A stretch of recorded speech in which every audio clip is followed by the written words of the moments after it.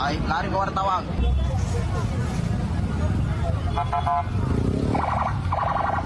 Satu unit mobil minibus di Kota Makassar, Sulawesi Selatan ludes terbakar hingga meledak di badan jalan.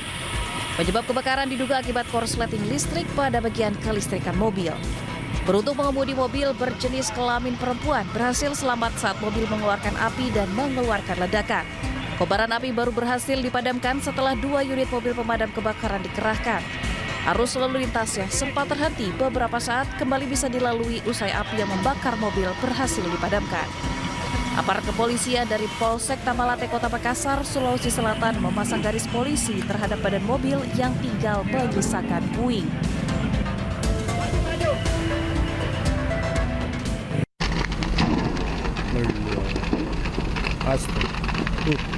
Mobil apa itu, Pak? Kurang tahu, Pak. Enggak tahu juga. Truk milik Satuan Kostrat terbakar hebat di Jalan Tol Gempol Pasuruan kilometer 772-774, Desa Winong, Kecamatan Gempol, Kabupaten Pasuruan, Senin malam. Akibat peristiwa ini ada beberapa anggota TNI mengalami luka-luka dan langsung dievakuasi warga ke Rumah Sakit Bayangkara, Porong, Sidoarjo. Belum diketahui penyebab pasti truk TNI yang diduga berisi amunisi dan bahan peledak ini terbakar. Namun api dapat dipadamkan tim damkar Kabupaten Pasuruan 1 jam kemudian.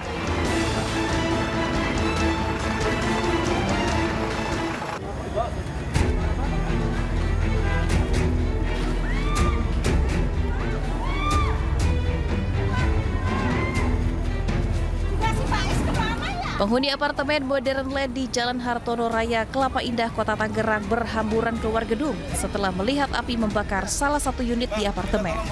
Petugas damkar yang tiba di lokasi langsung melokalisir kobaran api sehingga api tidak merembet ke seluruh apartemen. Dugaan sementara kebakaran akibat hubungan pendek arus listrik di salah satu unit di lantai 7. Titik api yang tinggi sempat menyulitkan petugas dalam memadamkan api hingga hampir 2 jam api baru berhasil dipadamkan. Kebakaran tak timbulkan korban jiwa dan petugas masih menyelidiki penyebab pasti kebakaran.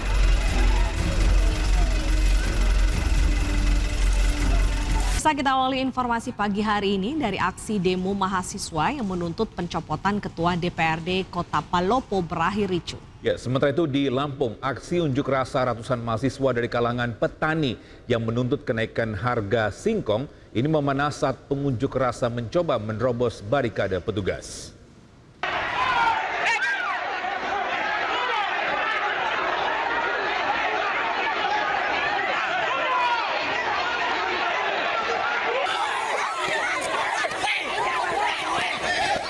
Puluhan massa dari pergerakan mahasiswa Islam Indonesia terlibat saling dorong hingga kejar-kejaran dengan petugas keamanan di depan kantor DPRD Kota Palopo, Sulawesi Selatan. Para mahasiswa menuntut Ketua DPRD Kota Palopo, Darwis, dari Partai Nasdem mundur dari jabatannya karena dinilai anti kritik dalam menyikapi aksi demonstrasi mahasiswa.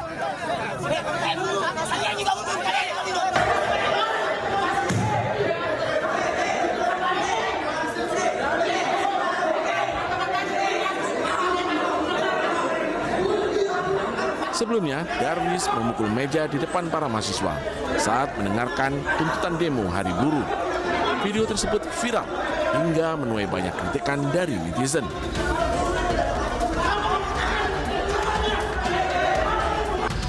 Kondisi ini membuat para mahasiswa kembali turun ke jalan dengan tuntutan copot Ketua DPRD dari jabatannya. Petugas yang kalah jumlah akhirnya mengalah hingga membuat mahasiswa menduduki dan membakar ban bekas tepat di halaman kantor DPRD.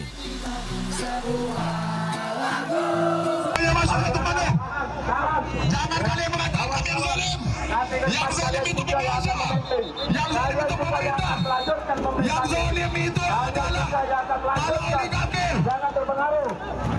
Bentrok antara massa petani dan mahasiswa tak terhindarkan.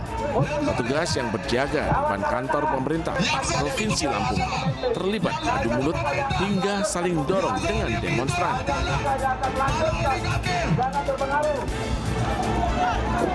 Situasi semakin memanas saat polisi mengerahkan mobil water cannon membubarkan demonstran.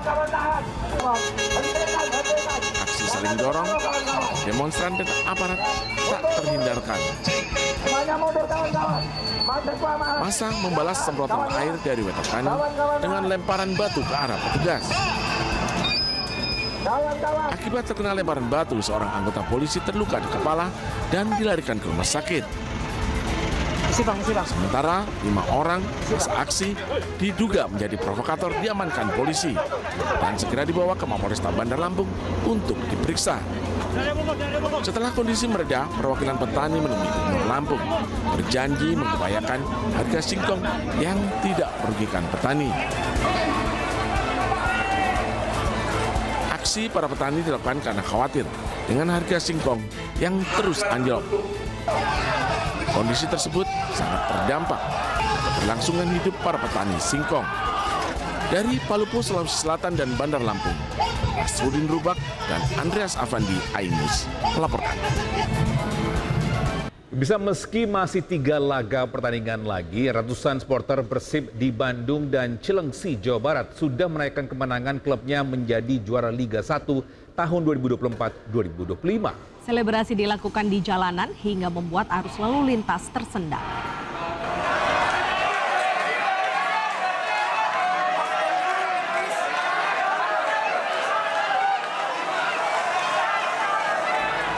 Ribuan bobotoh memadati Jalan Sulanjana Bandung pasca kepastian Persib Bandung keluar sebagai juara Liga 1 Indonesia 2024-2025. Bobotoh dari berbagai daerah memenuhi area depan Geraha Persib, di mana banyak pemain Persib yang juga ikut mengikuti nonton bareng pertandingan Persik Kediri melawan Persebaya Surabaya. Mereka menyalakan kembang api sebagai aksi selebrasi meski laga Liga 1 belum usai. Persib Bandung dipastikan meraih gelar juara Liga Indonesia setelah pertandingan penentu antara Persik Kediri dan Persebaya Surabaya bermain imbang 3-3. Dengan hasil tersebut, maka perolehan nilai Persib telah berhasil unggul mengumpulkan 64 poin.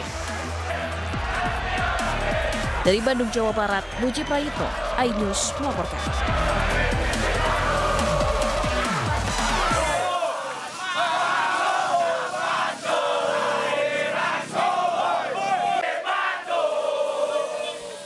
Meski masih 3 laga pertandingan lagi, ratusan supporter Persib Bandung di Cilengsi, Kabupaten Bogor, Jawa Barat sudah merayakan kemenangan klubnya menjadi juara Liga 1 tahun 2024-2025.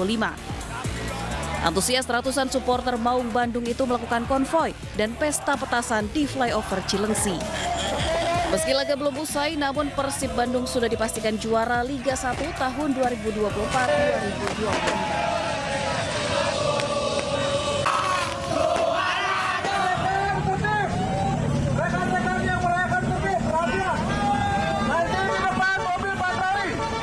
Guna menghindari hal-hal yang tidak diinginkan, ratusan supporter yang melakukan aksi dikawal ketat aparat Polsek Cilengsi. Aksi ratusan supporter di jalan raya membuat arus lalu lintas pun sempat tersendat hingga para pengendara yang melintas dialihkan melalui jalur bawah. Tadi siang sudah persuasif sebelum berangkat, namun mereka sudah terkonsentrasi di Telekom, sehingga mereka memaksa untuk tetap merayakan. Sehingga kami tadi panggil ke Polsek untuk koordinatornya atas nama Ato, kemudian kami kumpulkan di Polsek, memberikan arahan agar pelaksanaannya tidak terlalu lama, kemudian pada jalur yang nanti tidak menghambat kepada pengguna atau yang pulang kerja. Setelah berlangsung selama 30 menit, ratusan supporter membubarkan diri dengan tertib. Dari Kabupaten Bogor, Jawa Barat, Cahyat Supriyatna, iNews melaporkan. Kita ke informasi lainnya, pemirsa. Jonathan Frizi terancam penjara 12 tahun ini setelah jadi tersangka kasus penggunaan obat keras dalam rokok elektrik. Polisi juga menyatakan pria yang akrab disapa Ijong tersebut juga menjadi otak pengiriman obat keras dalam vape.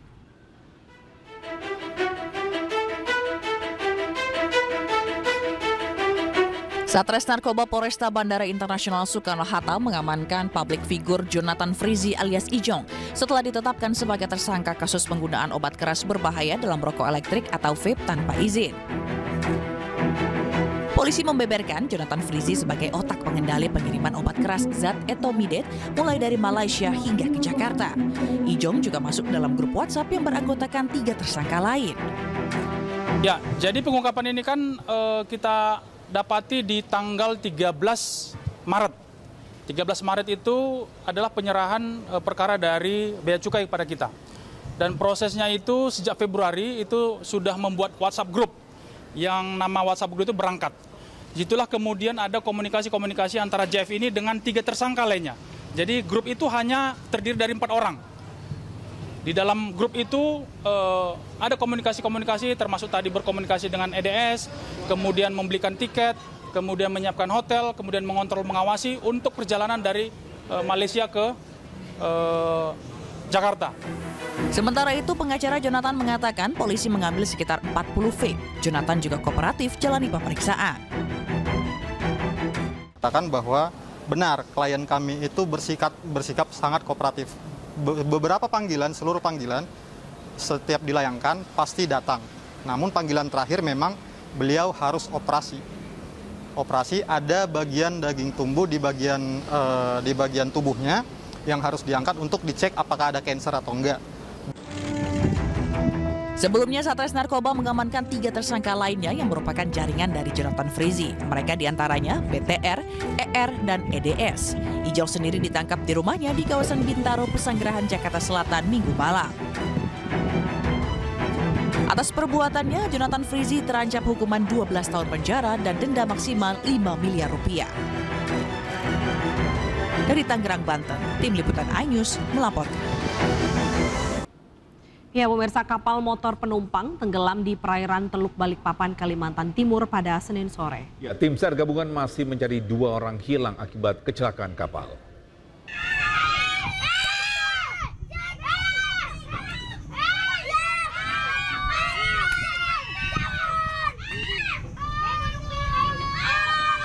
Detik-detik tenggelamnya kapal motor penumpang KMP Mukhlisa di perairan Teluk Balikpapan, Kalimantan Timur terekam jelas dari video amatir warga.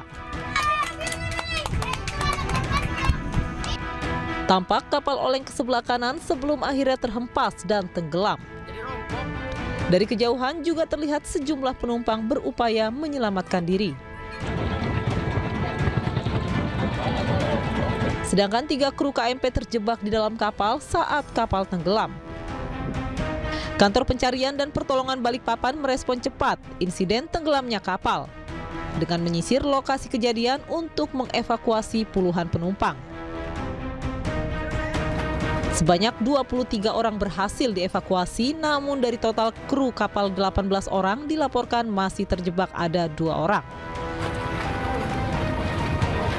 Semua penumpang menurut keterangan sudah dievakuasi, sebanyak 23 orang terdaftar, dan barusan kami juga sudah mengabsen para penumpang itu. Ternyata ada 2 nama, jadi mungkin pada penulisan manifest ada 2 nama sehingga jadi 22. Dan lengkap saya absen semua, hanya beberapa nama Saripudin dan Udin, tapi kata teman-teman penumpang yang lainnya mungkin keluar, itu supir truk lagi ngerokok atau seperti apa, atau beli minum. Itu keterangan dari para penumpang. Kecelakaan KMP Mukhlisa terjadi akibat adanya kerusakan baling-baling hingga terjadi kebocoran. Namun kapal masih dalam kondisi layak berlayar. Hingga berita ini diturunkan, proses evakuasi kapal dan pencarian korban masih terus dilakukan. Dari Penajam Pasir Utara, Kalimantan Timur, Mukmin Aziz, iNews melaporkan. Pemirsa, ratusan siswa bermasalah dari SMA dan SMK di berbagai daerah di Jawa Barat secara bertahap menjalani program pembinaan di Barak Militer. Ya, Pemprov Jawa Barat menggelontorkan dana 6 miliar untuk program pembinaan kedisiplinan. Sejak diberlakukannya program pembinaan bela negara di Barak Militer oleh Gubernur Jawa Barat Deddy Mulyadi, jumlah siswa yang ikut program terus bertambah. Sekretaris Daerah Provinsi Jawa Barat Herman Suryatman ini mengatakan siswa yang dikirim ikut program pembinaan sebanyak 210 siswa dan akan terus bertambah hingga 350 siswa. Mereka berasal dari berbagai wilayah seperti Purwakarta, Depok, Bogor, Cianjur, Garut, Tasik, Kota Bandung, Cimahi, dan juga Sukabumi. Ya, yang pertama, kalau yang sekarang kan yang teknis-teknis saya tanganin waktu awal. Tapi karena jumlahnya semakin besar, maka alokasi anggarannya ada di Dinas Pendidikan, ya kan? Dinas Pendidikan itu nanti uangnya itu diserahkan ke penyelenggara, ya kan? Kita tidak mengelola. Itu apa aja Pak mekanismenya? Dari mulai dari pergeseran sekarang Pak? Udah. Nah kemudian ya komponennya kan ada seragam, ada makan, ada minum, kan seperti itu komponennya. Terus kemudian honorarium pelatih. Itu tidak terlalu besar atau emang cukup banyak yang daftar atau gimana Pak? Iya kan, karena itu kan cadangan segitu kan digunakannya sekarang baru berapa kan kita belum tahu ya. Tapi itu dicadangkan untuk menangani apabila ada lonjakan yang sangat besar. Tapi kalau nanti diukur per siswanya berapa sih nilainya? Sementara itu pemirsa, Gubernur Jawa Barat Deddy Mulyadi menyambangi para siswa yang sedang menjalani pelatihan kedisiplinan di barak militer. Ya, para siswa mengaku menyesal atas kenakalannya dan tidak akan mengulanginya lagi.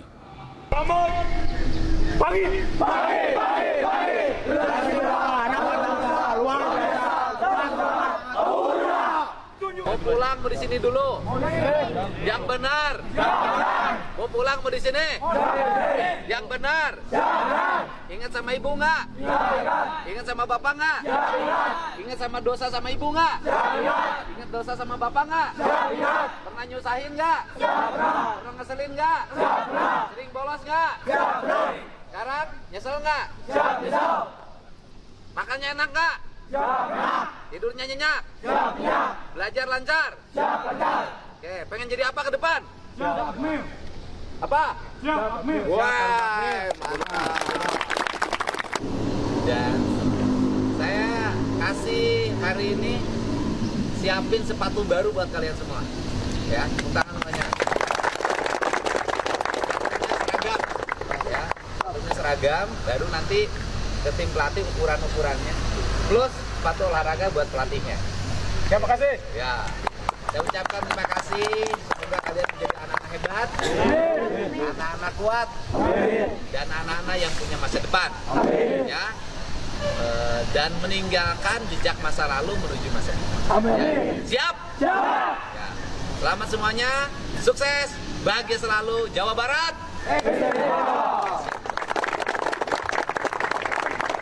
Dan bisa kita akan berdialog dengan salah satu orang tua yang mengirim anaknya ke barak militer ya, Deta. Betul sekali. Kita akan berbincang dengan Ibu Ceka. Selamat pagi Ibu Ceka. Selamat pagi juga. Gimana Bu kabarnya hari ini?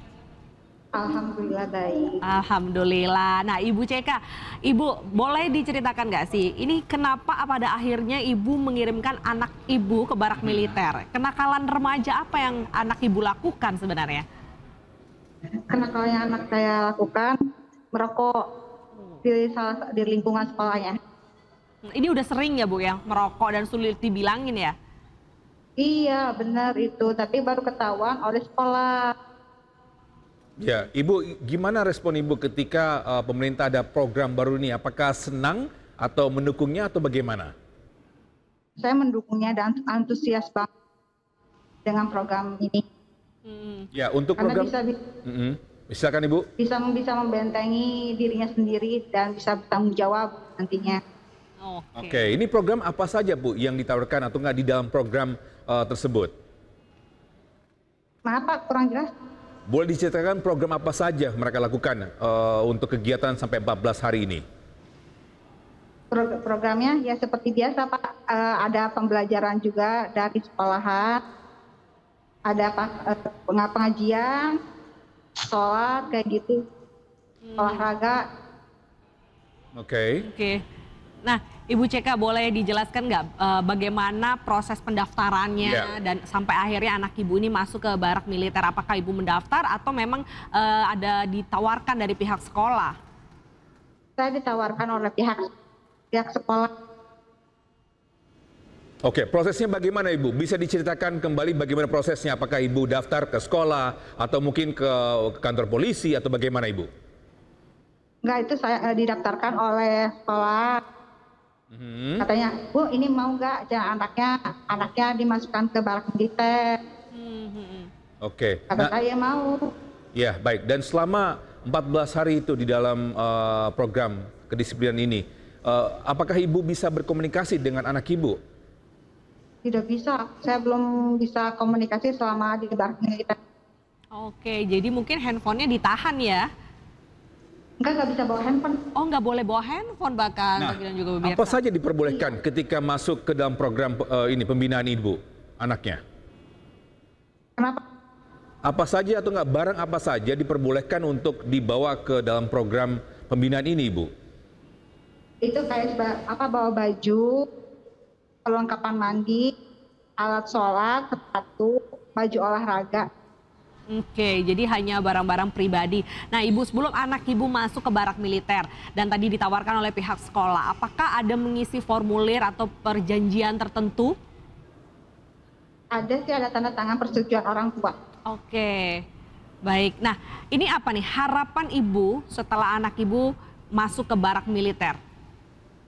Harapan saya supaya anak saya lebih mandiri, bertanggung jawab, dan bisa membentengi dirinya dari teman-teman yang salah dan yang nakal. Oke, ini anak Ibu sudah masuk berapa hari ini dalam program ini, Bu? Udah 6 hari. Berapa? 6 hari. 6 hari, berarti masih ada sekitar ini ya, 8 hari lagi ya, karena 14 hari ya? Iya. Oke, baik. Terima kasih Bu Ceka atas informasi sharingnya juga. Semoga ini menjadi program baik untuk kedepannya ya oleh pemerintah Ibu Ceka ya. Iya. Baik, terima kasih. Salam sehat Ibu.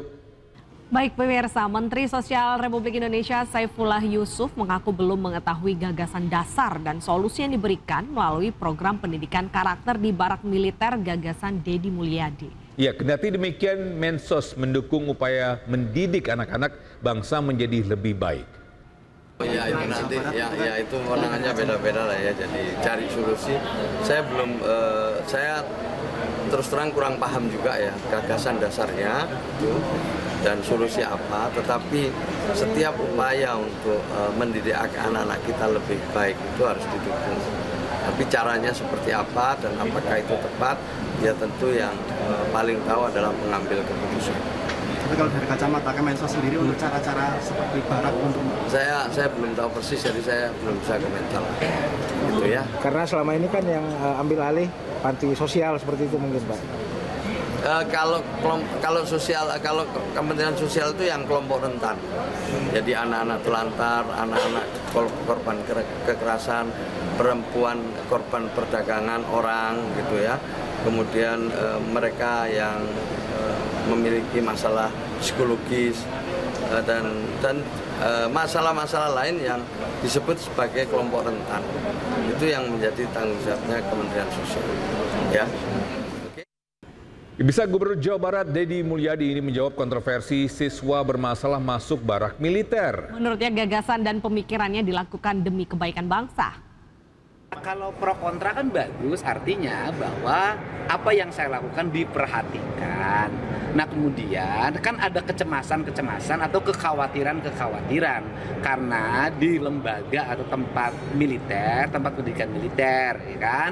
Karena dianggap anak-anak ini tidak punya kewajiban atau tidak punya keharusan, bahkan dianggap tidak boleh militer memberikan pendidikan pada anak-anak remaja, ya kan? Tetapi menurut saya, pertama, tentara ini banyak ngajar loh di daerah-daerah terpencil. Yang kedua, SMA Taruna Nusantara itu tertentara loh, pelatihnya, gurunya. Ketiga, sekolah-sekolah yang yayasannya di bawah TNI, itu SMA dan SMK, itu tentara loh gurunya. Nah yang keempat, Paskibraka ini, Pramuka ini banyak dilatih oleh tentara.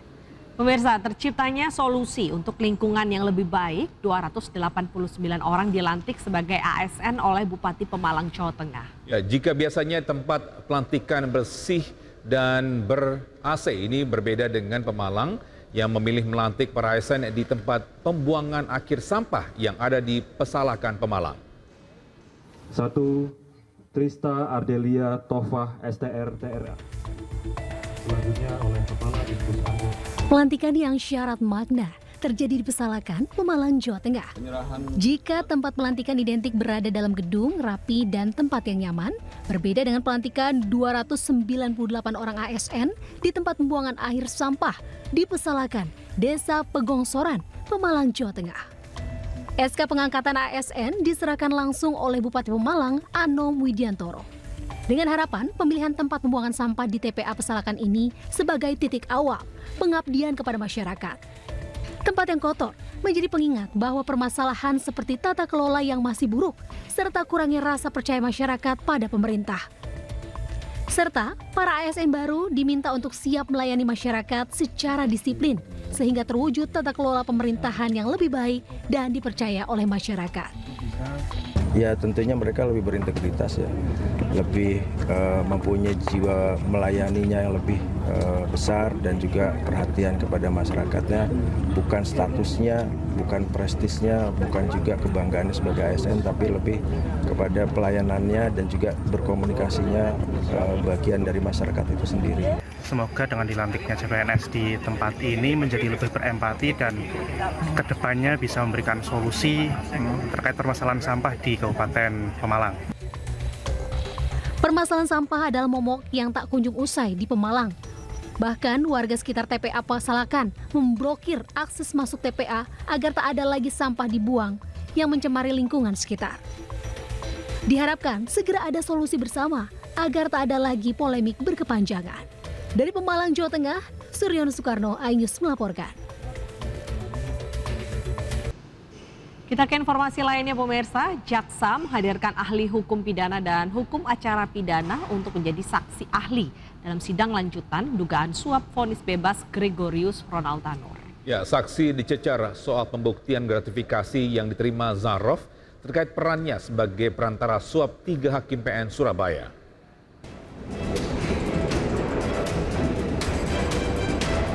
Persidangan digelar di Pengadilan Tipikor Jakarta Pusat dengan menghadirkan 2 orang saksi, yakni pengacara dan ahli hukum pidana dari Universitas Jenderal Sudirman, Hipnu Nugroho. Pada persidangan tersebut, Jaksa Penuntut Umum JPU meminta penjelasan ahli pidana terkait beban pembuktian seperti yang dimaksud dalam pasal 12B tentang gratifikasi. Kepada JPU, saksi ahli hukum pidana menyebut pembuktian gratifikasi untuk suap di atas 10 juta rupiah dibebankan kepada penerima suap. Artinya terdakwa Zarov harus bisa menjelaskan asal-usul serta penggunaan uang dugaan suap yang diterimanya. Sebelumnya Zarov didakwa melakukan pemufakatan jahat dengan pengacara Ronald Tanur, Lisa Rahmat untuk mempengaruhi putusan kasasi Mahkamah Agung oleh Hakim Agung Susilo. Jaksa menyebut Zarov menerima suap sebesar 5 miliar rupiah yang diserahkan dalam 2 tahap masing-masing 2,5 miliar rupiah. Dalam kasus dugaan suap vonis bebas Ronald Tanur, Zarov Richard bersama-sama dengan Ibu Ronald Tanur, Meriska Wijaya dan pengacaranya Lisa Rahmat menjadi terdakwa. Dari Jakarta, Hamzah Hasibuan, Indra Purnama, Sutrisno, iNews melaporkan. Ya, sementara itu Kejaksaan Agung ini menetapkan advokat Arianto Bakri, Marcela Santoso, serta Head of Social Security and License Wilmar Group, Muhammad Syafi'i sebagai tersangka tindak pidana pencucian uang dalam kasus suap Hakim CBO. Penetapan tersangka dilakukan usai gelar perkara dan penilaian penyidik atas aset tersangka. Nah, dari 8 tersangka itu ada 3 tersangka yang oleh penyidik ditetapkan juga menjadi tersangka dalam perkara tindak pidana pencucian uang. Nah, itu yang pertama ada AR, ya, itu dengan penetapan nomor 8 tahun 2025, ada MSY dengan penetapan nomor 9 tahun 2025, dan kedua tersangka ini ditetapkan menjadi tersangka dalam tindak pidana pencucian uang sejak tanggal 17 April 2025. Sedangkan untuk yang ketiga yaitu MS ditetapkan juga sebagai tersangka dalam TPPU dengan penetapan nomor 10 tahun 2025 tertanggal 23 April 2025. Tentu alasan penetapan tersangka dalam perkara TPPU untuk ketiga orang ini, di mana setelah penyidik melihat ada persesuaian atau fakta ya antara perbuatan atau dugaan tindak pidana yang dilakukan oleh para tersangka ini berkaitan atau dikaitkan dengan aset, ya, atau kepemilikan terhadap aset-aset yang dimiliki oleh para tersangka. Jadi ada nexus di situ yang oleh penyidik dilihat ada keterkaitannya, maka ditetapkanlah sebagai. Kita beralih ke informasi lainnya, pemirsa. Presiden Prabowo Subianto mengaku heran dengan permasalahan keaslian ijazah Presiden ke-7 Republik Indonesia Joko Widodo. Ia pun sempat bergurau suatu saat akan ada pihak yang mempertanyakan ijazahnya.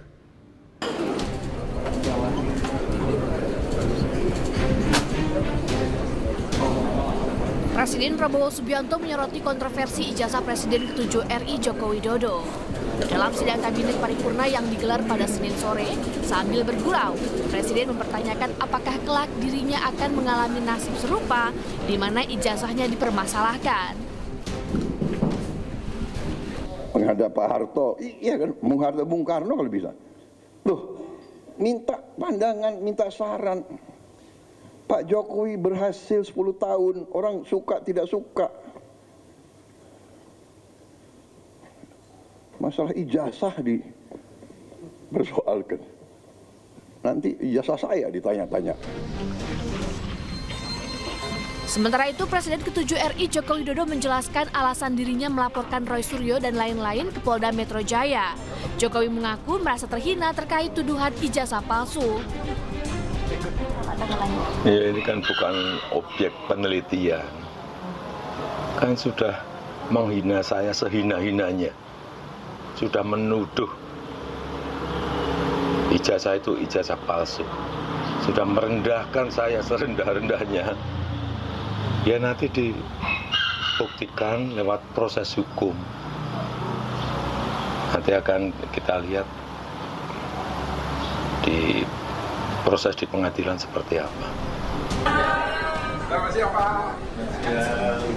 Sebelumnya, Presiden ke-7 RI Joko Widodo secara resmi melaporkan Roy Suryo dan 4 orang lainnya ke Polda Metro Jaya terkait persoalan keaslian ijazah miliknya serta merendahkan martabatnya. Tim Liputan, iNews melaporkan.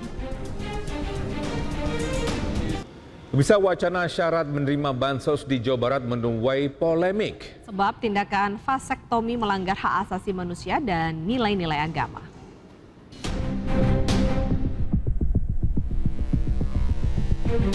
Usulan kontroversial datang dari Gubernur Jawa Barat Deddy Mulyadi yang menyarankan vasektomi atau KB permanen untuk pria sebagai syarat penerima bantuan sosial.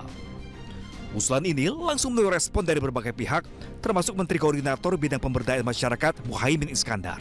Muhaimin menyebut tidak menyetujui usulan tersebut. Ada satupun yang boleh memaksakan vasektomi.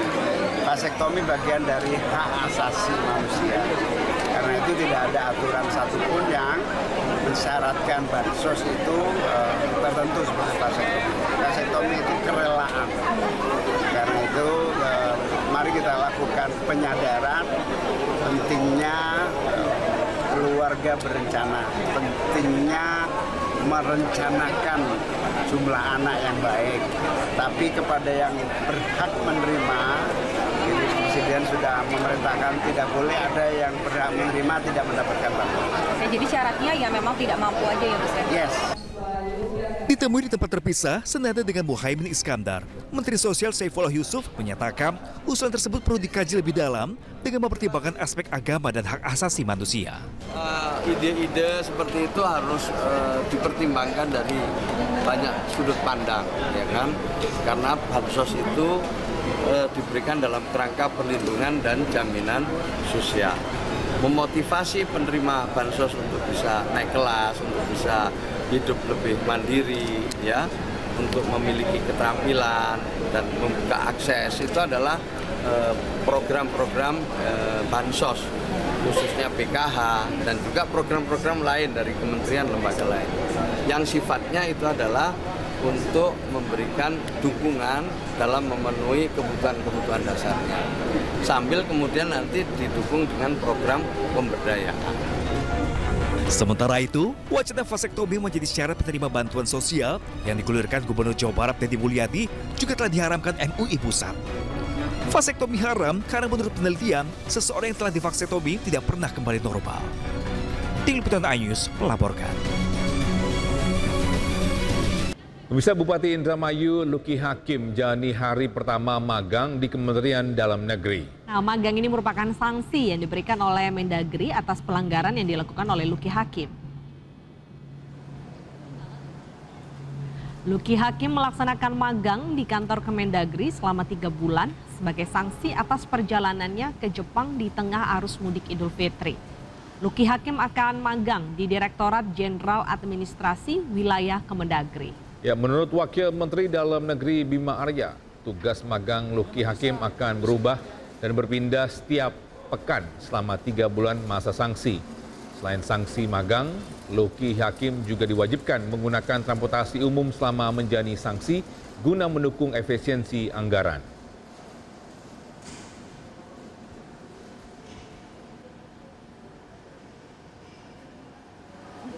Kita ke informasi lainnya, pemirsa. Kloter 17 jemaah calon haji asal Pandeglang, Banten tiba di Asrama Haji Pondok Gede, Jakarta. Ya, sebanyak 389 jemaah tiba untuk menjalani pengecekan dokumen dan keperluan haji lainnya sebelum berangkat ke Tanah Suci.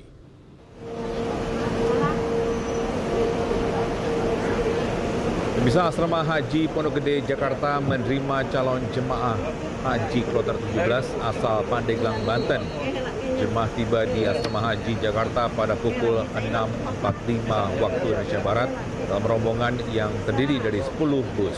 Sebanyak 389 jemaah akan menjalani pemeriksaan kesehatan hingga dokumen administrasi.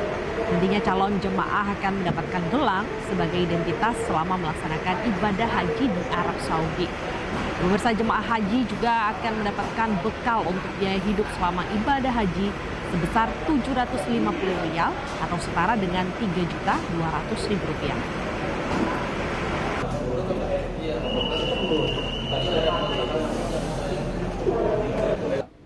Dan pemirsa, untuk informasi terkini kita sudah terhubung dengan Hamzah Hasibuan di Asrama Haji Pondok Gede, Jakarta. Selamat siang Hamzah, ini bagaimana jalannya proses cek kesehatan dan administrasi di Asrama Haji? Ya, selamat siang Deta, Togi, dan juga pemirsa. Saat ini proses pemeriksaan kesehatan serta dokumen administratif milik para jamaah haji tahun 2025 di Asrama Haji Pondok Gede, Jakarta Timur saat ini sudah selesai, Deta dan juga pemirsa. Karena tadi menurut pantauan kami ini pemeriksaan untuk kloter 17 dari daerah Pandeglang, Banten ini sudah dimulai sejak pukul 7 pagi dan tadi berakhir di sekitaran pukul 10 waktu Indonesia Barat, di mana sekitar 393 jamaah haji tahun 2025 ini melakukan pemeriksaan mulai dari pemeriksaan kesehatan, kemudian nantinya jamaah haji ini akan mendapatkan kartu untuk kamar di asrama haji masing-masing, kemudian nantinya juga akan mendapatkan gelang sebagai identitas selama menjalankan ibadah haji di Tanah Suci Mekah, dan juga di terakhir tadi para jamaah haji ini menerima paspor serta bekal berupa uang rial ataupun uang mata uang dari Arab Saudi ini sebesar Rp750 atau jika dirupiahkan ini sekitaran Rp3.200.000. Selain itu tadi Deta, Togi, dan juga pemirsa, kami melihat bahwa terdapat pejabat dari Kabupaten Pandeglang, yaitu Bupati Pandeglang sendiri yang mengantarkan sekitar 393 jamaah asal Pandeglang, Banten untuk masuk di Asrama Haji Pondok Gede.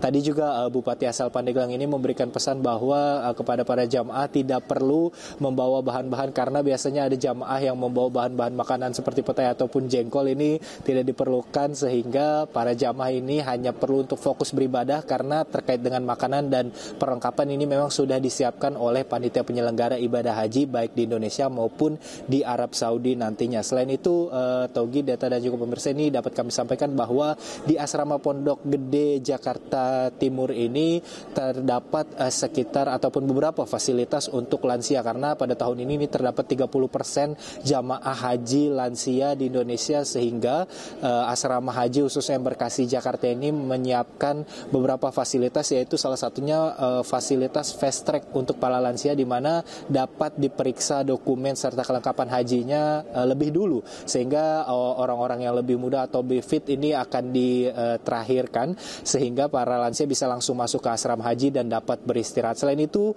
disediakan juga beberapa fasilitas lainnya seperti kursi roda yang memang disiapkan oleh panitia penyelenggara ibadah haji Embarkasi Jakarta untuk para lansia ketika baru saja datang di asrama haji Pondok Gede. Nantinya Deta, kami juga akan melihat apakah akan ada lagi kloter haji lainnya yang hadir di asrama haji Pondok Gede ini untuk diperiksa kelengkapannya sebelum berangkat ke Tanah Suci. Sementara itu. Ya, Hamzah, apakah ada informasi fasilitas apa saja yang didapatkan para calon jemaah haji yang kalau kita lihat ini memang kebanyakan untuk kloter ini para lansia? Ya betul sekali Togi dan juga pemirsa, memang ini kebanyakan dari jamaah haji ini memang lansia karena masa tunggu yang cukup lama ini mengakibatkan para lansia baru bisa berangkat dari Indonesia menuju ke Tanah Suci. Khususnya di asrama haji Pondok Gede Embarkasi Jakarta ini terdapat beberapa fasilitas seperti yang saya sebutkan sebelumnya. Ini terdapat fasilitas fast track untuk penyiapan ataupun pemeriksaan kesehatan serta dokumen administratif. Selain itu beberapa kursi roda ini memang disiapkan untuk membantu para lansia berjalan atau menuju ke kamarnya masing-masing. Selain itu di asrama haji ini juga terdapat fasilitas lainnya memang untuk digunakan secara umum, yaitu makan. Dalam satu hari ini nantinya para jamaah haji 2025 ini akan mendapatkan makan selama ataupun sebanyak 3 kali dalam sehari, di mana kami juga mendapatkan informasi bahwa makanan ini disediakan oleh pihak panitia penyelenggara ibadah haji untuk para jamaah yang memang jika akan berangkat pada tanggal 7 Mei ini akan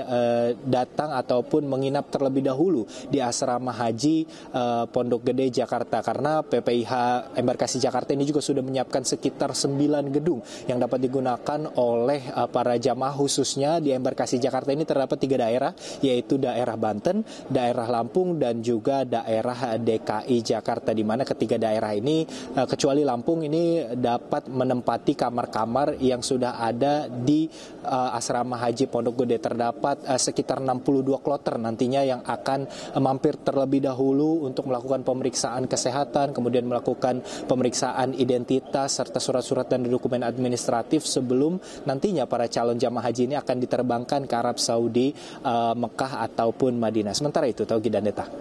Baik, terima kasih Hamzah atas laporan Anda. Semoga perjalanan tahun haji ini ini berjalan dengan lancar. Selamat bertugas kembali. Sejumlah menu disiapkan tim catering Haji Indonesia ya Togi ya untuk para jamaah yang berada di Pondok Gede. Oh, jadi hancur kalau telur gembok.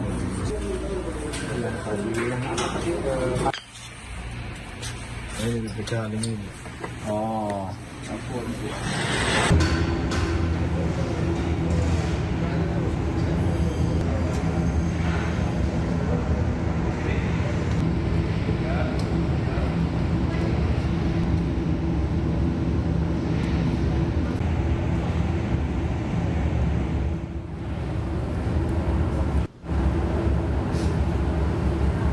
Ya, Misa ini merupakan dapur catering Haji Indonesia yang menyediakan ribuan makanan bagi jemaah calon Haji Indonesia yang berada di Jalan Pangeran Nayef bin Abdul Aziz, Madinah, Arab Saudi.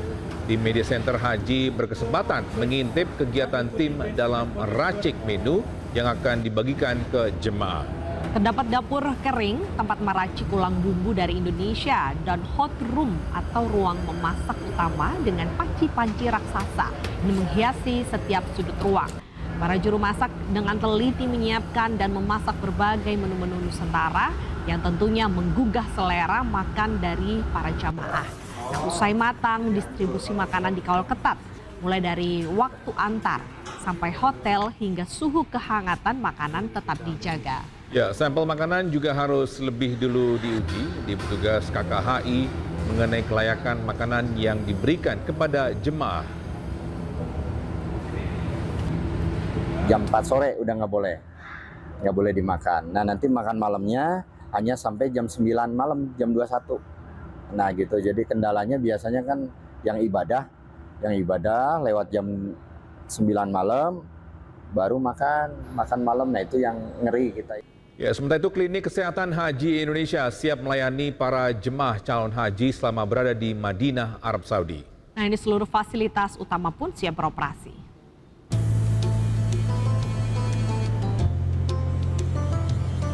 Di balik padatnya agenda ibadah haji, ada satu komponen penting yang siaga 24 jam, yaitu Klinik Kesehatan Haji Indonesia di Madinah. Tak jauh dari area Markazia, KKHI Madinah menjadi tempat rujukan utama bagi jemaah yang membutuhkan layanan medis.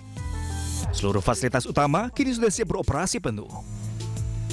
Tak hanya UGD yang menjadi andalan, KKHI juga menyiapkan ruang rawat inap pria dan wanita, ruang observasi, klinik kejiwaan, apotek dan farmasi, laboratorium sederhana, fasilitas radiologi hingga poli gigi. Yang menarik, perawatan kejiwaan jadi salah satu layanan penting tahun ini. Perubahan lingkungan ekstrim hingga tersesat bisa memicu gangguan mental ringan. Pada kondisi saat ini ya, terutama untuk usia-usia lanjut ya, seringkali perubahan suasana, perubahan kondisi, kemudian perubahan ruang dan waktu itu juga bisa mempengaruhi kondisi kejiwaan beliau-beliau yang sudah sepuh ya. Terutama yang usianya lebih dari 60 tahun, apalagi dengan komorbid. Komorbid yang dimaksud itu misalnya hipertensi yang tidak terkontrol, darah tinggi tidak terkontrol, kemudian diabetes mellitus yang tidak terkontrol terutama. Segala penanganan kesehatan bisa langsung ditangani oleh tim KKHI tanpa harus dirujuk ke RS tempat secara gratis. Dari Madinah, Arab Saudi, Gigi Irfan, iNews melaporkan. Seorang penjual pentol keliling di Kabupaten Ngawi bisa menunaikan ibadah haji bersama istrinya tahun ini. Ya, dengan didasari niat yang kuat, pasangan suami istri ini setiap hari menyisihkan sedikit dari hasil jualannya.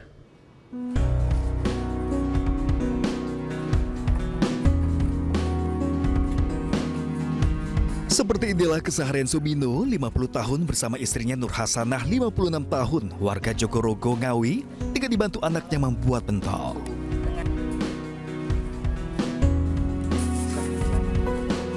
Usaha berjualan pentol sudah dilakukan sejak tahun 94 dengan berkeliling sekolah. Dan kini biasa berjualan dengan motor roda 3-nya di Jalan Raya Jogorogo. Akhirnya di tahun ini, Pak Sutri penjual pentol bisa berhaji. Bersama istri, setiap hari ia mulai menyisihkan sedikit uang hasil berdagang hingga di tahun 2012 ia mendaftar. Yang diikuti pendaftaran sang istri beberapa bulan ke depan. Sambil berjualan tiap hari, entah seberapa pun rezeki yang diberikan Allah, kita syukuri alhamdulillah. Entah seberapa kita bisa menyisihkan, walaupun 1000 perak, insya Allah kami menyisihkan. Tapi alhamdulillah dengan niat yang bulat, tahun 2012 tepatnya bulan 5 tanggal 5 insya Allah memberikan hidayah kepada kami untuk bisa daftar haji. Alhamdulillah, dengan itu saya syukur masya Allah. Data dari kantor Kementerian Agama Kabupaten Ngawi, jumlah calon jemaah haji yang berangkat tahun ini sebanyak 473 jemaah yang akan diberangkatkan 17 Mei mendatang. Dari Ngawi, Jawa Timur, Aswi Manar, iNews melaporkan.